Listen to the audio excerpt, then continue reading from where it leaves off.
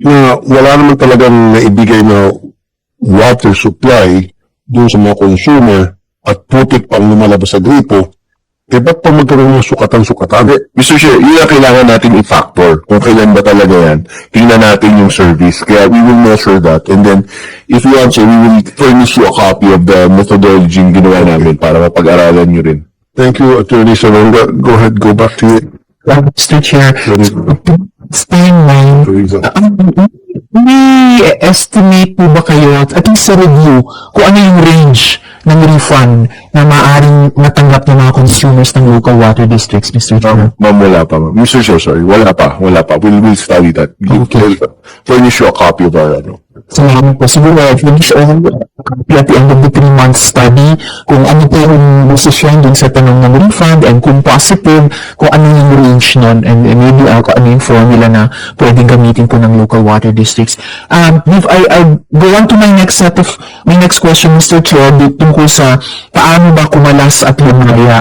Yung sinabi po ni Chair kanina na, please release me, let me go. Dagdag ko na po na to have you anymore. But before I do, I think gusto pong interject si Engineer Artiaga, Mr. Chair, bago yung susunod kong tanong. Engineer Tiaga, the floor is yours. So, good afternoon po, Mr. Chair, Madam Senator. So, ano lang po, bago lang po tayo mag-move forward po regarding dun sa possible na refund po kanina po, no. I'm speaking in behalf po ng isang water district na already have reassumed the operations. So right now kasi isa sa mga challenges na nakikita namin, although we have set aside funds for these endeavors po, to be honest, on the ground, ibang-iba siya. Mas malala ang nai-encounter namin. And yes, I understand na yung goal po ng refund is para i-compensate yung mga consuming public, and we're not really against that. But siguro po may dagdag ko lang po dun sa pinag-aaralan po ng LUA and WRB na ma-consider po yung effect po nun dun sa, may ipataw siya dun sa tamang agencies or tamang companies na mag-shoulder or magbabalik ng refund. Kasi right now, we're really budgeting everything and doing everything at the same time. Lahat po ng problem na na-incur namin all the past years, sabay-sabay po namin yung nire-resolve para maayos po yung problem. But we have to be honest po, the budget that we have allocated, kung gugustuhin mo namin sabay-sabay yung mga projects magawa, hindi siya ganun kalaki as of the moment. And yun nga po, baka lang din po may isama sa consideration po ng LUA and NWRB yung with regards dun sa proposal nila na if lang po sa ano lang namin na kami mga water districts na nag-ooperate. So yes, okay, tinatry namin kami na rin po ang mag-collect. So at some point madadagdagan ang aming budget. But if isasama yung re-refund sa mga tao, which again, we do not object naman, baka mas lalo kami mawala ng fund to correct everything na nakikita namin on site as soon as possible na kaya po namin. So, yun lang po, baka lang po maisama lang po sa consideration, lalong-lalo na po dun sa mga water districts na nag-operate na and with limited budgets lang na pinagkakasya as of the moment po. Thank you po. So, Mr. Chair, Engineer Artiaga, masaya po ako, ngayon pa lang, may inputs na mismo from the water districts din sa review ng LUA at saka NWRB, including syempre yung essential point ng financial sustainability ng mga, and I mentioned earlier, Mr. Chair, bahagi ng tanong ko ay yung posibilidad ng kung yung LGU na ang maging public sector partner ng water districts, bukod pa sa possibility ng mga bagong private sector partners na ibig sabihin yung royalties ay nakokollect din ng water district at hindi lamang ng dati o mga posibleng bagong private sector. So, dako na po ako, Mr. Chair, dun sa tanong ko na paano ba lumaya? So, when local water districts move to terminate a contract due to non-performance, nabanggit na rin ito kanina, Mr. Chair, the private partner is able to go to court to secure a temporary restraining order. Following this, the parties are often forced to go through the motions of an arbitration process. So, tanong ko po sa OGCC, sa LUA, at saka sa PPP Center, una, pwede bang sabihin ng OGCC, LUA at PPP Center kung paano maayos na isagawa ang contract termination kung sakaling yun na ang desisyon na hindi ito nahaharang ng mga TRO, Mr. Chair? Sa OGCC po siguro, Mr. Chair, kay Attorney Tricia. OGCC, are you here? Good. Are you Attorney Tricia? Yes po, sir. Good afternoon, Mr. Chair, Madam Senator. With regards to the termination, there are several avenues or ways that they can do it. One is mutual settlement. So, yung sabi nga po ni Mr. Chair, I want to break free, palayain nyo na po. So, for us, it's the best situation wherein mag-usap silang maayos na wala nang kasuhan, wala nang and then, palayain na natin yung mga naghihirap po ng mga water districts because they're really having a hard time. Like, not all of them call us. So, yung mga nakakausap lang po namin, like sila Engineer Eric, sila GM Jobs, sila GM Chris, sila lang po talaga yung talagang palagi nangungulit sa amin and asking for help. So, yung iba, I'm not sure ano po yung situation because they don't really contact us. Ano po? Sen. Rizzo. Yes, sir. Ma'am Tricia, more often than not, Yes, sir. hindi nagkakaroon ng mutual na pag-uusap para pwede nang kumalas yung local water district. So, anong recourse nila? Mr. Chair, so we always advise them to follow the JVA because we notice that Tom is very strict with the provisions of the JVA. So we tell them to, okay, you make sure that you list down all the breaches that you see, the major breaches, and then you notify Prime, oh, what about this? Please fix it. Ayaw pa rin. And then, if ano na talaga, hindi na kaya, then you start your notice of intention to pre-terminate. So siguro, tulad kanina, was it Mr. Valdivino, yung nagsalita kanina, ang the best talaga,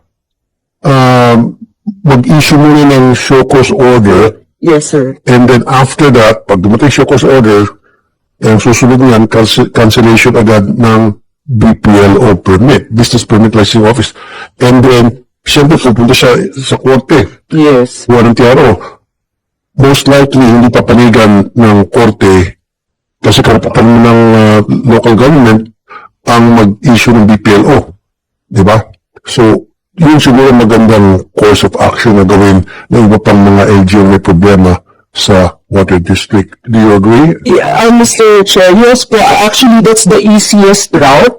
And tama po kayo, so it's really political will.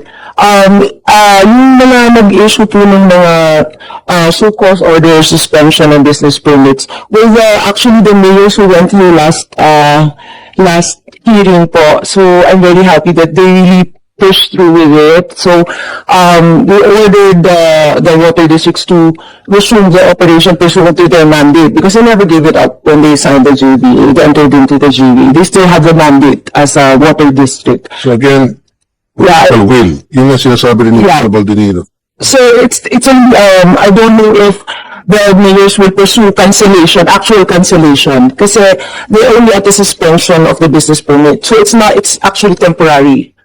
It's just temporary? The suspension it's temporary. So they have to either cancel or if it's start of the new year, wag na nila i-renew. Right. So, Yeah. cancel outright yung business permit, cease and desist order, Yeah. and then regardless kung anong month of the year yun, at the end of the year, for the renewal ng permit, hindi na i-renew. Pero ang tanong, kung na-cancel in the middle of the year, na-cancel yung permit, so pwede ba mag-continue? I-continue ng LGU, ng Local Water District, yung pagsusupply ng water, magte-take over sila for the meantime? Actually, yes, sir, because the business partner has to have a business permit to operate. So if it's canceled, then how can you operate? You don't have the power, you don't have the right given by the LGU po. So it's actually the water district who has, you can, The Water District yes, sir. take over? Yes, sir. Okay. And then wait na lang until na pagdating of the year, the following year, mag-renewal ng business permit, wag nang i-renew. Yes, sir. Or i-cancel na lang talaga I-cancel after a to- while. Yes po, sir. Senator Risa. Salamat, Mr. Chair. So, again po siya, so far dalawa ito, no? Mutual settlement, sabi niya, it's the best route. May, issue show cause order, simulan yung proseso ngayon, sabi niya, it's the easiest route. So, what are, may iba pa bang avenues para towards termination at paano na hindi mahahadlangan ng TRO? With regards to what happened with the mayor, the suspension of the mayor, the TRO was against the LGU. It was not against the water district po. So, at least there, yung water district makakahinga po because hindi sila yung burden with the TRO. If the Ibang water districts na tini-TRO in this issue? Then, with regards to like MSFWD, yung Metro San Fernando Water District, they actually sent a notice of termination. So, on the part of San Fernando Water District, on their part, it's terminated. And then Prime filed a petition for issuance of interim measures of protection. It's like a TRO which was granted by the judge. So, medyo nagka-ano po kami doon. It presupposes that they were supposed to initiate arbitration.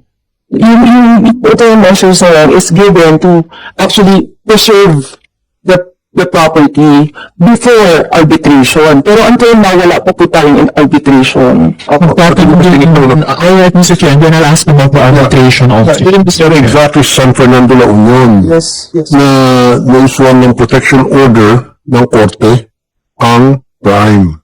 Kaya hindi sila makilos-kilos ngayon until such time na matapos yung arbitration. Yun.